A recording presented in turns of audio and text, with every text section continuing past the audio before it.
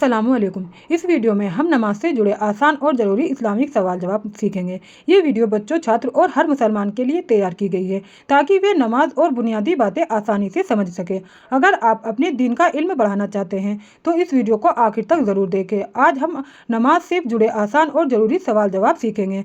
और अगर आप हमसे कोई सवाल करना चाहते हैं, कुछ पूछना चाहते हैं तो आप हमें कमेंट करके बताएं। हम आपका कमेंट पढ़ेंगे और आपका जवाब इंशाल्लाह देंगे। तो चलिए हम वीडियो को शुरू करते हैं। रहमान रहीम।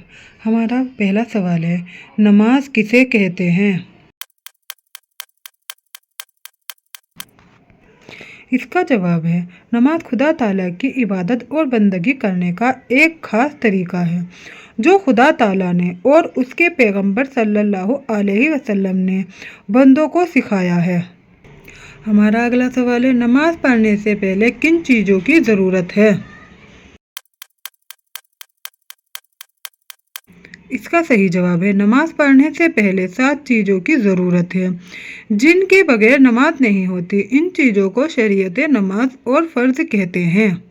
हमारा आपसे अगला सवाल है, वे 7 चीज़ें जो नमाज से पहले ज़रूरी हैं क्या हैं? कमेंट में बताएं। आपको अगर सवालों के जवाब आते हैं तो आप कमेंट में ज़रूर बताया करें। इससे हमें मोटिवेशनल मिलता है कि आप हमारी वीडियो आप तक जा रही हैं। तो चलिए अब हम जवाब जानते हैं। इसका सही जवाब है, अव्वल बदन का पाक होना, दूसरा कपड़ों का पाक होना, तीसरा जगह का पाक होना, चौथा सतर का छिपाना, पांचवा नमाज का वक्त होना, नंबर 6 किबले की तरफ मुंह करना, सातवां नियत करना। अब अगला सवाल है, बदन के पाक होने से क्या मुराद है?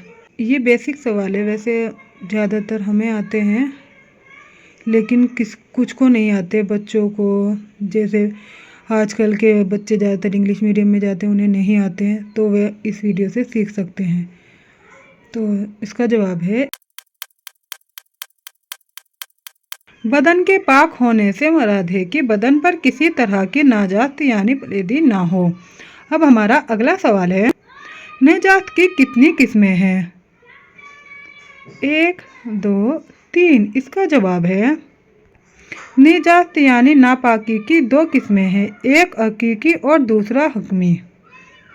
अब अगला सवाल है, निजात हकीकी किसे कहते हैं? 1, 2, 3। इसका सही जवाब है, वह नाजात नापाकी जो देखने में आ सके। नाजात हकीकी कहलाती है जैसे पेशाब या पाखाना, खून, शराब। अब हमारा अगला सवाल है, नाजात हकमी किसे कहते हैं? 1, 2, 3। वे नापाकी जो शरीयत के हुक्म से साबित हो मगर दिखने में ना आ सके, नाजात हकमी कहलाती है जैसे बेवजू होना, गुस्ल की हाजत होना। अब अगला सवाल है, नमाज के लिए किस निजात से बदन का पाक होना शरीयत है?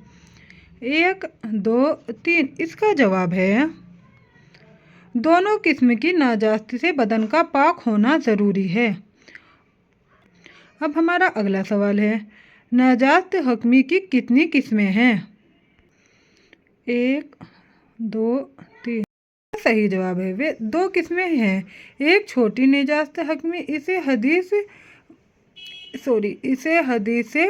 असगर कहते हैं, और दूसरी बड़ी निजात हकमी, इसे हदीस अकबर और जनाबत कहते हैं। हमारा अगला सवाल है, छोटी नाजात हकमी से बदन पाक करने का क्या तरीका है?